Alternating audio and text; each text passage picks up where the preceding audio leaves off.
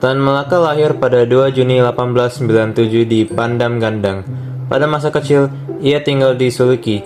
Kecerdasan dan watak Tan kecil sudah tampak. Ia cerdas, periang, dan berkemauan keras. Tan tumbuh besar dalam suasana beragama yang kuat. Dia mempelajari agama Islam dengan baik, bahkan belajar tafsir Al-Quran dan bahasa Arab. Setelahnya, menjadi seorang guru muda.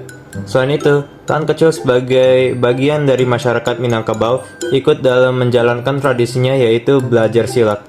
Pendidikan agama Islam ini begitu membekas dalam diri Tan Malaka, sehingga kemudian memberikan warna dalam corak pemikiran Tan Malaka nanti. Pada tahun 1908, Tan Malaka bersekolah di Kweekschool Fort de Kap. kini SMA Negeri 2 Bukit Tinggi, yang merupakan sekolah guru negeri. Masuk sekolah Eropa yang membawakan gagasan-gagasan pencerahan, tentunya hal ini membuat Tan Malaka mengenali cara berpikir yang lebih maju untuk menggapai pencerahan akal budi.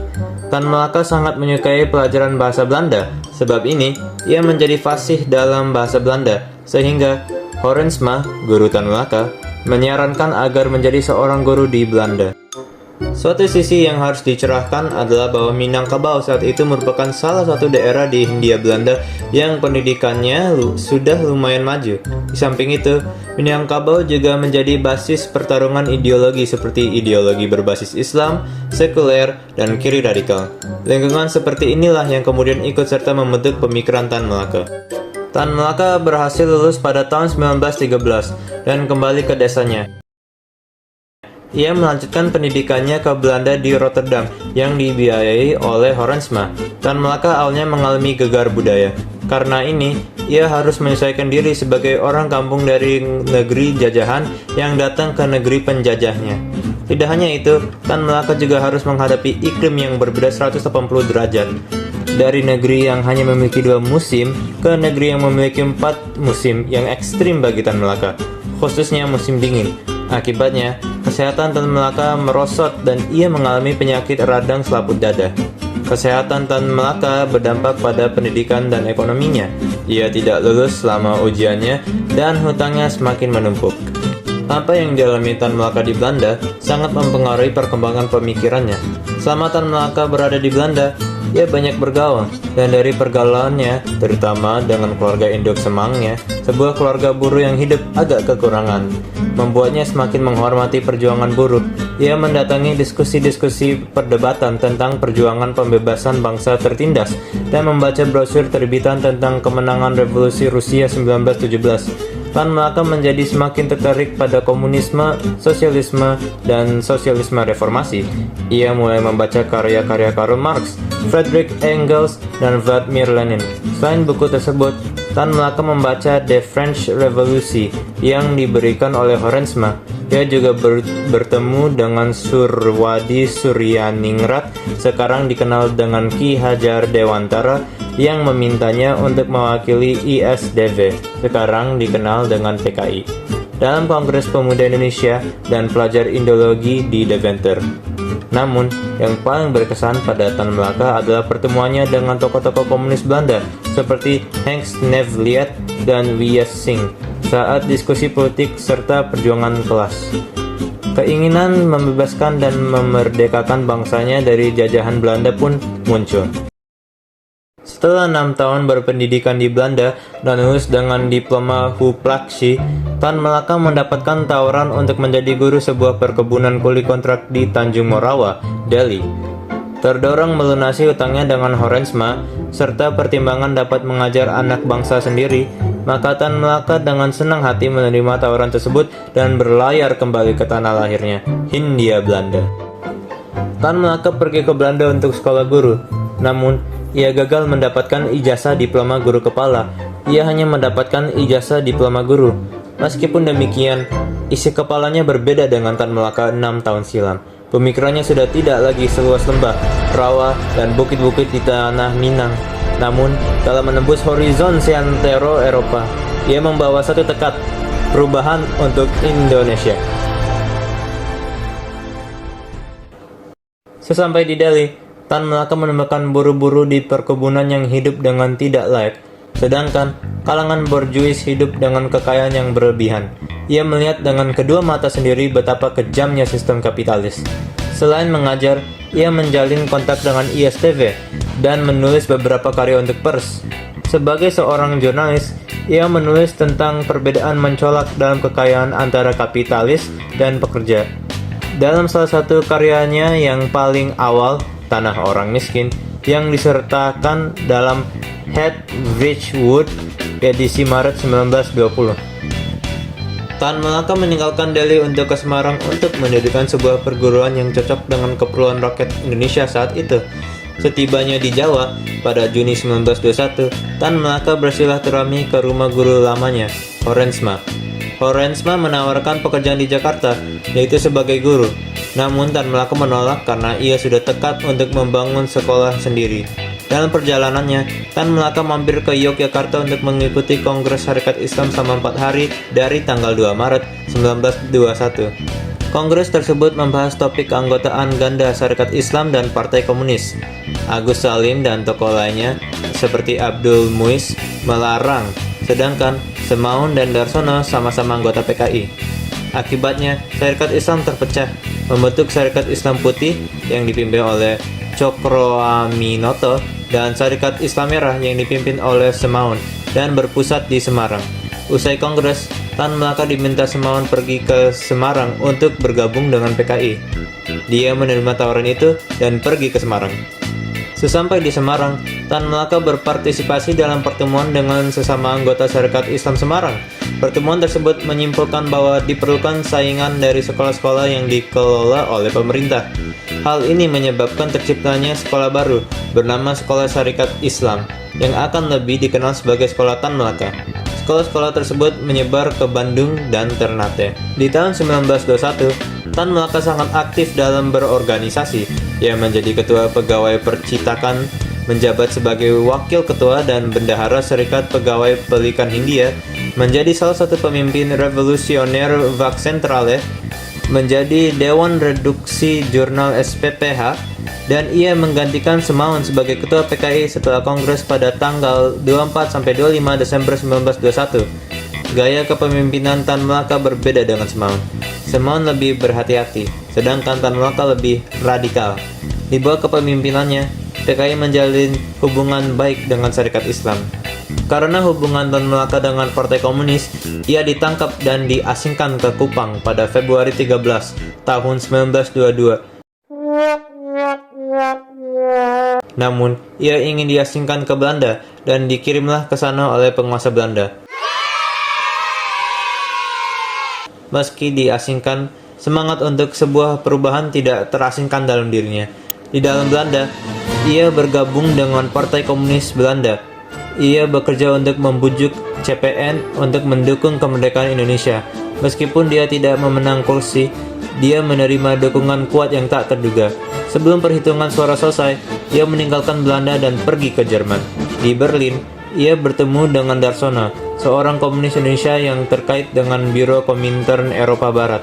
Tan Malaka kemudian melanjutkan ke Moskow dan tiba pada Oktober 1922 untuk berpartisipasi dalam Komite Eksekutif Komintern, Organisasi Komunis Revolusioner Internasional.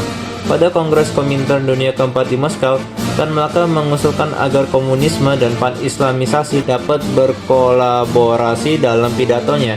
Namun, usulannya ditolak oleh banyak orang. Selama paruh pertama tahun 1923, ia juga menulis untuk jurnal-jurnal Gerakan Buruh Indonesia dan Belanda. Tan Malaka kemudian pergi ke Kanton, sekarang Guangzhou. Tiba pada bulan Desember 1923 dan mengedit jurnal bahasa Inggris, The Dawn, untuk sebuah organisasi pekerja transportasi Pasifik. Pada Agustus 1924, Malaka meminta kepada pemerintah Hindia Belanda untuk mengizinkan pulang karena sakit. Pemerintah menerima ini, tapi karena persyaratan yang memberatkan, dia akhirnya tidak pulang. Pada bulan Desember 1924, PKI mulai runtuh karena ditindas oleh pemerintah Belanda. Di samping itu juga, semangat nasionalisme dan kemerdekaan di kalangan pemuda membangkit. Sebagai tanggapan, Tan Malaka menulis Naar de Republik Indonesia, yang artinya menuju Republik Indonesia. yang diterbitkan di Kanton pada April 1925. Bukunya berisi tentang analisis situasi politik Hindia Belanda, gagasan Tan Malaka tentang Republik Indonesia, seruan untuk persatuan dan aksi revolusioner, hingga prediksinya bahwa Amerika Serikat dan Jepang akan perang. Pada Juli 1925, Tan Malaka pindah ke Manila di Filipina karena lingkungan yang lebih mirip dengan Indonesia. Di sana, ia bertemu dengan tokoh Filipina. Sedangkan di Indonesia, PKI memutuskan untuk memberontak dalam waktu 6 bulan setelah pertemuannya. Tetapi hal ini disadari oleh pemerintah dan beberapa pemimpin partai komunis diasingkan. Pada Februari 1926, Alimin pergi ke Manila untuk meminta persetujuan dari Tan Malaka. Tan Malaka menolak strategi ini dan menyatakan bahwa kondisi partai masih terlalu lemah dan tidak memiliki kekuatan untuk melakukan revolusi lagi. Tan Malaka mengirim Alimin ke Singapura untuk menyampaikan pandangannya dan memerintahkannya untuk mengadakan pertemuan dadakan antara para pemimpin. Melihat tidak ada kemajuan, ia pergi ke Singapura sendiri untuk menemui Alimin dan mengetahui bahwa Alimin dan Muson telah pergi ke Moskow untuk mencari bantuan untuk melakukan pemberontakan. Di Singapura, Tan Malaka bertemu Subakat, pemimpin PKI lainnya, yang berbagi pandangannya. Mereka memutuskan untuk menggagalkan rencana Musso dan Alimin. Selama periode ini, ia menulis masa akte, aksi massa, yang berisi pandangannya tentang revolusi Indonesia dan gerakan nasionalis. Pada bulan Desember 1926, Tan Malaka pergi ke Bangkok, di mana ia mempelajari kekalahan PKI. Dia bersama Jamaluddin Tamin dan Subakat mendirikan Partai Republik Indonesia atau juga bisa disebut PARI pada awal Juni 1927. Menjauhkan diri dari Komintern serta dalam manifesto partai baru mengkritik PKI. Karena PARI sangat menerapkan paham dan nilai-nilai komunis, Tan Malaka akhirnya ditangkap di Hong Kong dan kemudian PARI dibubarkan agar tidak menjadi biang pemberontakan-pemberontakan yang terjadi di wilayah kolonial. Ia kemudian kembali ke Filipina pada Agustus 1927. Ia ditangkap pada 12 Agustus 1927 atas tuduhan memasuki wilayah Filipina secara ilegal. Lalu ia dideportasikan ke Amoy, Xiamen, Cina. Dalam perjalanannya, ia berhasil melarikan diri ketika kapten dan kru yang simpatik melindunginya. Inspektur kapal membawa Tan Malaka ke Wisma dari mana dia pergi ke desa Xiongqing dengan kenalan baru. Malaka pindah ke Shanghai pada bulan September 1932 setelah serangan yang dilakukan oleh pasukan Jepang dan memutuskan untuk pergi ke India, menyamar sebagai Cina Filipina dan menggunakan nama samaran. Ketika dia berada di Hong Kong pada awal Oktober 1932, dia ditangkap oleh pejabat Inggris dari Singapura dan ditahan selama beberapa bulan. Tan Malaka berusaha mencari suaka di Inggris di bawah hukum Inggris, tetapi ia malah mendapatkan tiket sekali jalan ke Amoy. Tan Malaka kemudian melarikan diri sekali lagi dan melakukan perjalanannya ke desa Iwe di selatan Cina. Di sana, ia dirawat dengan pengobatan tradisional Tiongkok untuk penyakitnya. Setelah kesehatannya membaik pada awal tahun 1936, ia melakukan perjalanan kembali ke Amoy dan membentuk sekolah bahasa asing. Masa tinggal di Shanghai ini merupakan periode penting dalam membentuk tindakan Tan Malaka di kemudian hari selama Revolusi Indonesia pada akhir 1940-an. Kota pelabuhan itu yang seharusnya dikuasai oleh Cina, malah dikuasai negara-negara Eropa dengan konsesi perdagangan di kota itu, dan kemudian oleh Jepang setelah invasi September 1932. Oleh karena itu, Tan Malaka beranggapan beda dengan sebagian besar nasionalis di Indonesia bahwa penjajah tidak dapat dipercayai dan semua bentuk kompromi tidak boleh dilakukan. Dia bersikukuh pada perjuangan kemerdekaan Indonesia yang total dan tanpa kompromi. Pada Agustus 1937, ia pergi ke Singapura dengan identitas Tionghoa palsu dan menjadi guru. Setelah Belanda menyerah kepada Jepang, ia kembali ke Indonesia melalui Penang. Ia kemudian berlayar ke Sumatera, tiba di Jakarta pada pertengahan tahun 1942, di mana ia menulis Madilog. Setelah merasa harus memiliki pekerjaan, ia melamar ke Badan Kesejahteraan Sosial dan segera dikirim ke tambang batubara di Bayah, pantai selatan Banten. Kondisi para pekerja saat itu sangat buruk yang memicu keprihatinannya. Setelah berjuang dengan lama di bawah tanah, bertemu dengan banyak tokoh-tokoh besar, dan menulis banyak tulisan karya, Tan Malaka akhirnya dapat berjuang di atas tanah dan dapat menggunakan nama aslinya setelah proklamasi kemerdekaan Indonesia. Ia ditemukan banyak tokoh Indonesia seperti Subarjo, Jawa Kusumo Sumantri, Gatot Tarunami Harjo, Buntaran Martowatmoyo, Nishijima Shigetada, dan lain-lainnya. Tan Malaka sering ke kota dari kota bolak-balik karena banyak urusan. Sejak itu, Soekarno mulai mendengar nama Tan Malaka dan langsung menyuruh Sayuti Malik untuk segera mencarinya. Tan Malaka mengusulkan demonstrasi yang besar. Aksi massa besar ini digunakan untuk mengukur seberapa besar rakyat mendukung proklamasi kemerdekaan. Ide Tan Malaka inilah yang kemudian melahirkan Rapat Akbar di lapangan Ikada.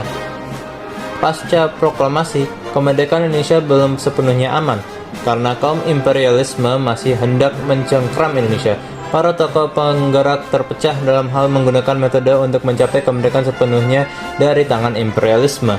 Untuk menghadapi situasi yang genting seperti itulah, Tan Malaka berbeda prinsip dan metode dengan Soekarno dan kawan-kawan. Secara umum, Tan Malaka menggunakan jalan revolusioner dengan semboyan merdeka 100%. Konsekuensinya, rakyat Indonesia harus total berkonfrontasi dengan kaum imperialis. Saking teguhnya Tan Malaka, ia menuduh Soekarno, Hatta, dan Syahrir sebagai kolaborator Nippon. Perbedaan metode dan ideologi antara kelompok Tan Malaka dengan Soekarno-Hatta itu terus berlanjut secara tajam pasca proklamasi kemerdekaan. Pada 23 September 1945, misalnya saat rapat digelar di rumah Ahmad Subarjo, Hatta menawari Tan Malaka untuk ikut dalam pemerintahan. Tan Malaka menolak, dan ia mengatakan, "Tidak, dua sudah tepat. Saya bantu dari belakang saja." Begitulah jawab Tan Malaka menjawab tawaran Hatta. Pertentangan semakin tajam ketika Syahrir diangkat menjadi Perdana Menteri dan mengubah sistem politik dari presidensial ke parlementer. Dengan perubahan ini, fraksi dia sendiri dan Amir Syahrifuddin ini berkuasa. Maka keduanya berhasil melancarkan gerakan politik untuk menghapuskan citra Indonesia sebagai negara boneka Jepang. Ulah Syahrir tersebut membuat kelompok Soekarno-Hatta jengkel. Begitu juga dengan Jenderal Sudirman. Karena geram dengan ulah Syahrir tersebut, ia kemudian merapat ke kubu Tan Malaka. Akibatnya, muncullah fraksi-fraksi dalam kepemimpinan Indonesia, yaitu Soekarno-Hatta, Syahrir Amir, dan Sudirman Tan Malaka. Dari sinilah kubu Tan Malaka dan Jenderal Sudirman semakin berkembang. Mereka mengadakan Kongres Pemuda di Purwokerto pada tanggal 1 Januari 1946. Organisasi ini dengan minimum programnya berunding atas pengakuan kemerdekaan Indonesia 100%, serta 6 pasal lain yang tak kenal kompromi. Persatuan Perjuangan sangat cepat memperoleh pengaruh serta popularitas di antara rakyat, dan mentang keras kebijakan Syahrir. Bahkan kekuatan Persatuan Perjuangan hampir melebihi kekuatan kabinet Syahrir. Akibat pengaruh Persatuan Perjuangan yang semakin besar dan penentangan terhadap kebijakannya, Syahrir mengundurkan diri sebagai Perdana Menteri. Namun, Persatuan Perjuangan tidak memiliki calon pengganti, sehingga kabinet kedua dibentuk kembali. Soekarno dan Hatta, masing-masing presiden dan wakil presiden, juga ikut mundur. Akan tetapi, hal ini tidak diumumkan kepada publik. Mereka mundur karena khawatir program Persatuan Perjuangan akan menuai kecaman dunia internasional. Namun, pihak Jepang bersikeras agar Soekarno tetap menjalankan tugasnya sebagai presiden sampai diganti. Sutomo, pemimpin perjuangan di Surabaya, memperingatkan Persatuan Perjuangan bahwa jika mereka gagal mempertahankan program minimum, Barisan Pemberontakan Rakyat Indonesia, atau juga bisa disebut BPRI, organisasinya akan menggulingkan Persatuan Perjuangan. Dia juga mengancam melakukan kudeta dengan pemerintahannya sendiri jika pemerintahan tidak menjalankan program minimum. Di samping itu semua, kekalahan diplomasi pada Perjanjian Ninggajati dan Perjanjian Brandeville menambahkan tegangan pada situasi politik Indonesia saat itu. Syahrir dan Soekarno menanggap Tan Malaka dan pengikutnya membahayakan perundingan antara Indonesia dengan Belanda. Akibatnya, Syahrir melalui Menteri Pertahanan Amir Syahrifuddin menyuruh penangkapan atas Tan Malaka, dan Soekarno pun setuju. Pada tanggal 17 Maret 1946, Rapat Akbar Persatuan Perjuangan yang keempat diselenggarakan di Madiun. Di tempat kongres penuh dengan laskar yang bersenjata, Tan Malaka mendapat kabar bahwa dirinya tidak sanggup lagi memperjuangkan apa yang digariskan oleh Persatuan Perjuangan, yaitu bahwa dirinya hanya sanggup mengkritik pemerintah saja, tetapi tidak berani memikul tanggung jawab pemerintah. Sedangkan dari luar, banyak berkedar dari koran bahwa Persatuan Perjuangan akan mengambil alih pemerintah. Sedangkan di radio ada pengumuman bahwa Tan Malaka telah gagal melakukan kudeta. Selama itu, Tan Malaka menghadapi situasi sulit, yang ia sendiri tidak mengerti pokok permasalahannya yang sebenarnya, dan dia diungsikan secara sembunyi oleh pengikutnya. Tetapi, ia pun berhasil ditangkap hari itu juga. Jenderal Sudirman yang mendukung Tan Malaka menyuruh anak buahnya untuk membebaskannya, namun gagal. Setelah 2 tahun di penjara tanpa proses, Tan Malaka dibebaskan pada 16 September 1948. Waktu di penjara tidak mematahkan semangat Tan Malaka untuk kemerdekaan Indonesia. Dia berusaha mengumpulkan pengikutnya lagi bersama pengikut setianya Sukarni. Tan Malaka membentuk Partai Murba di Yogyakarta pada 7 November 1948. Tetapi Tan Malaka tidak dapat mengulangi keberhasilan sebelumnya dalam menarik pengikut. Ketika Belanda merebut pemerintah nasional pada bulan Desember 1948, ia melarikan diri dari Yogyakarta dan menuju ke pedesaan Jawa Timur, di mana ia berharap akan dilindungi oleh pasukan gerilya anti-republik. Dia mendirikan markasnya di Blimbing, sebuah desa yang dikelilingi oleh sawah, dan menghubungkan dirinya dengan Mayor Sabarudin, pemimpin batalion ke-38 yang terkenal akan sifat kejam dan bengisnya. Pada 17 Februari 1949, para pemimpin TNI di Jawa Timur memutuskan bahwa Sabarudin dan rekan-rekannya akan ditangkap dan dihukum sesuai hukum militer karena pelanggaran hak asasi manusia dan kekhawatiran perpecahan dan pemberontakan dari mereka. Tan Malaka ditangkap untuk terakhir kalinya pada 19 Februari 1949 di Blimbing. 2 hari kemudian, tepat pada 21 Februari 1949, Letnan Duo Sukoco dari Batalion Sikatan Divisi Brawijaya memerintahkan eksekusi Tan Malaka. Ia ditembak di kaki, lalu meninggal dunia. Dari lahir hingga titik nafas terakhir, Tan Malaka melalui beragam tantangan dan bertemu beragam orang yang mengukir sosok Tan Malaka yang kita kenal di buku-buku. Berbeda dengan tokoh nasional lainnya, pemikiran Tan Malaka cenderung radikal dan tidak didukung banyak. Tetapi dengan semua kesalahan dia, perjuangan dan tekad Tan Malaka tidak dapat dilupakan. Tan Malaka adalah pahlawan Indonesia yang sudah memberi denah bangsa untuk seluruh rakyat Indonesia.